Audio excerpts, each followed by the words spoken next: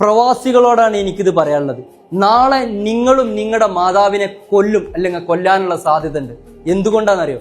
നമ്മുടെയൊക്കെ മക്കള് നമ്മുടെ ഭാര്യമാരെ കീഴിലാണ് വളരുന്നത്. ഭാര്യ ആരാണ്? ഉമ്മയാണ്, നമ്മുടെ ഭാര്യയാണ്. പക്ഷെ ഭാര്യക്ക് മക്കൾ എന്താണ്? പൊന്നാണ്, കരളാണ്.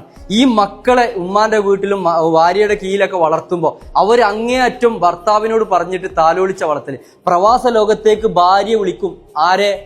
ഈ ഭർത്താവിന്. മക്കൾക്ക് അത് വേണം ഇത് വേണമെന്നും. നമ്മളെപ്പോഴും പ്രവാസികളായവർ ചിന്തിച്ചിട്ടുണ്ടോ മക്കൾ ആരെ കൂടെ നടക്കുന്നത്, രാത്രി എങ്ങനെയാണ് നടക്കുന്നത്, ഏത് കൂട്ടുകെട്ടാണെന്നും? നാളെ നമുക്കെതിരെയുള്ള ആയുധമാണ് നമ്മളെ മക്കൾ എന്ന് ചിന്തിക്കുക. പഴയ കാലത്തെ കഷ്ടപ്പാട് ഇന്ന് മക്കൾക്കില്ല. അതുകൊണ്ട് തന്നെ മക്കൾ നമുക്കെതിരെയുള്ള ആയുധങ്ങളും ടൂൾസുകളായി മാറുകയാണ്. അതുകൊണ്ട് ഓരോ പ്രവാസികളും ശ്രദ്ധിക്കുക, നമ്മളെ മക്കള് മാനസിക രോഗികളായി മാറുന്ന മുന്നേ എങ്ങനെ മാറുന്നു, എങ്ങനെയാണ് അതിലേക്ക് എത്തുന്നതെന്ന് ചിന്തിക്കുക.